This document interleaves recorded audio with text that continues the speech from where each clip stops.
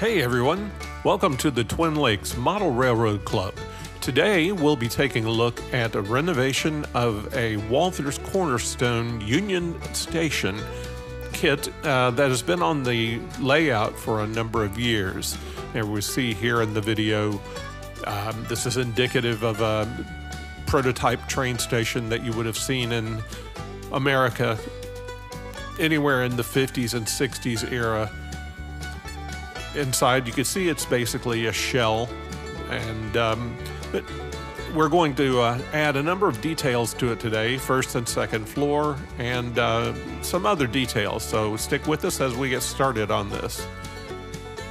So I'm going to show you some of the interior details we plan to put in here. We're going to have the chandeliers, some counters, obviously some figurines, various other components, old telephone booth, some benches, some 3D printed stairs, both going up to the second floor mezzanine and also going down to the track side. So these will be going into the model, along with the flooring and wiring for the lighting kit. So here we have the first floor flooring dry fitted into the shell. This is evergreen styrene tile embossed. So we'll be painting this shortly, and then putting in another floor for the second floor mezzanine. Now you'll see me putting in the chandelier supports at this point. This is just styrene and styrene tubing, square tubing.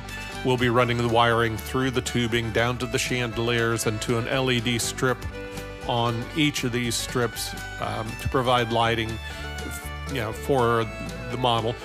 There's also there'll be LEDs in the rooms that we've designated as the bathrooms. So we'll won't actually show that during this video, but it will be added. So I guess we're going to get off and look at the initial bathroom construction. I considered handling this with 3D printed walls with the doors, and then just some styrene cut to fit for the wall structures, and then square styrene tubing for the corners to give it some rigidity. This was my initial pass. So here we have the flooring now after it's been painted. This was acrylic paint. I put down a base coat and then a sort of light coffee color over the top of it to look like travertine tile. So now we have some of the initial assemblies dry fitted into it. And again, I still have the 3D models there, and just wanted to get a sense of where the placement would be for each of the structures in there. And here again, so just sort of a laying out the objects that will go in it, and just sort of a idea of how they're going to fit into the environment.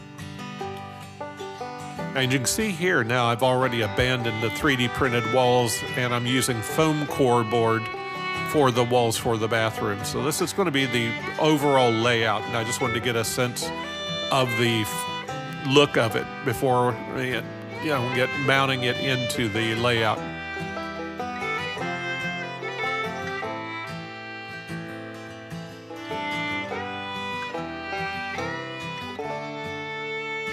So now we'll take a look at the second floor mezzanine. This is two sections. Set in a seam in here to be the second floor of this. There will be a railing that I plan to put in around the mezzanine. So now we have the glued in first floor.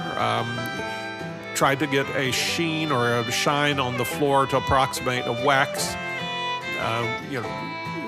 And I used initially some gloss sealer.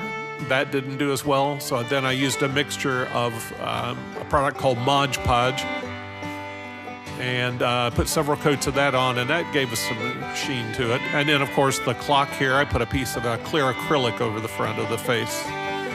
So now we have the bathroom walls pretty much dry fitted in here.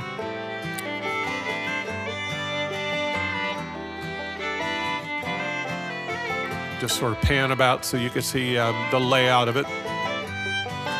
And off to the left-hand side in a moment, you'll see the hole for the wiring going down through the base of the model. I've done the initial glazing of the windows at this point, putting the clear acetate. And then summer happened, and it took a while, and I figured that you wouldn't want to watch me place all these figurines and glue in everything here, so we proceed directly to these are all in place. We have the second floor with the vending machines, some figurines. Let me get the camera to focus. ATM machine, may not be period specific, but glazed in the windows on the second floor. I opted to not go with my initial pass on the ticket booth, but instead went with a kit that one of the club members provided me for this project. So I like the way these turned out, and they seem to fit this era better. You can see the downstairs going down to the train track. That will go down where, cut that into the layout, into the base, into the foam core board that we put on the bench work there. So again, just panning about to give you a sense of the layout of where all the objects are. This is the newsstand, a couple of patrons out there, the newsboy. So now we're starting into the chandelier lighting, and these were dollhouse chandeliers that were battery powered. So I removed the battery and the switching mechanism and then soldered up a connection for our 12-volt supply for the layout. And you can see the LED strips. So now we're getting ready to do the test lighting. It works. Wonderful.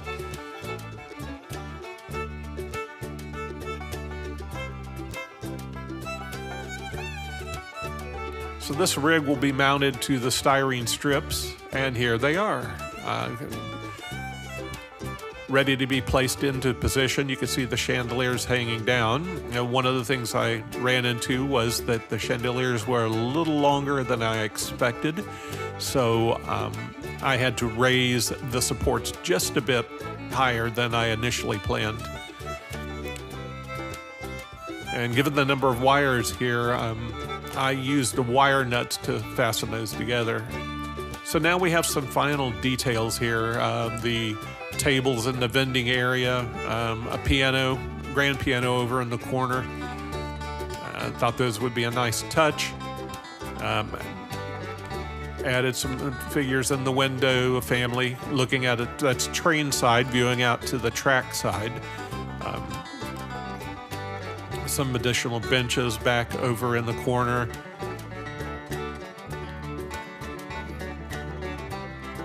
So now the chandeliers are in place. Again, you can see the wire nuts, as I mentioned. It was not my first choice, but I didn't have a better solution with the number of wires that I had to tie together, and I wanted a good sturdy connection. I may replace those at a future time. So now we're coming up on the all-important lighting test. And there we have it. You can see the bottom window on the left is the bathroom. Downstairs, the separate LEDs in the two bathrooms.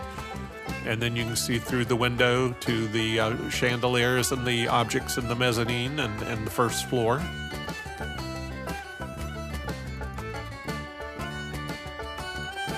You'll pardon me if I pan about a bit so that we can see some of the detail here. All in all, it turned out quite well, I thought. I was pretty delighted with the actual overall effect. So some close-up detail through the windows from trackside viewing into the building. A little hard for the iPhone to focus in here. So again, some more views of the detail and the wiring. More for posterity than anything else.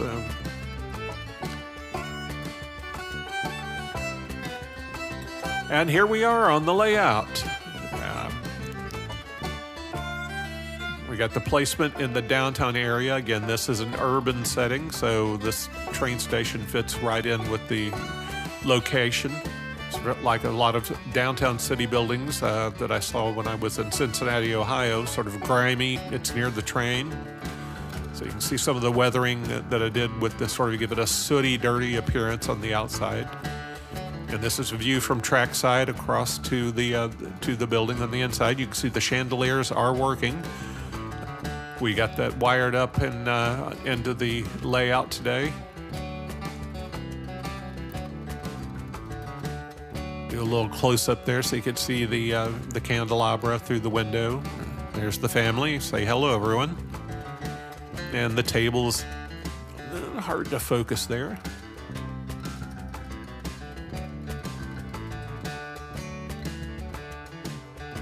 And through here you could see the railing around the edge of the mezzanine flooring.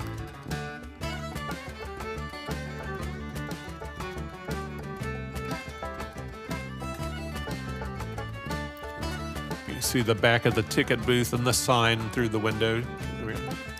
And here we are, basically on the west end of the station, looking through to the vending area from the outside. Zoom in a little bit there. You can see mother and child at the vending machines and the grand piano on the left window.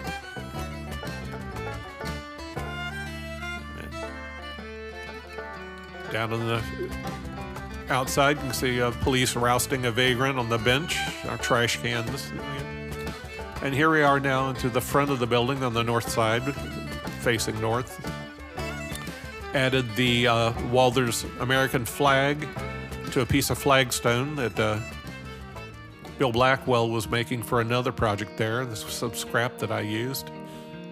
So now you can see from the front side into this. We'll landscape all the hardscape here, add some grass and some additional paving or concrete. So thank you very much for joining us today, and like, subscribe, and hit that notification bell.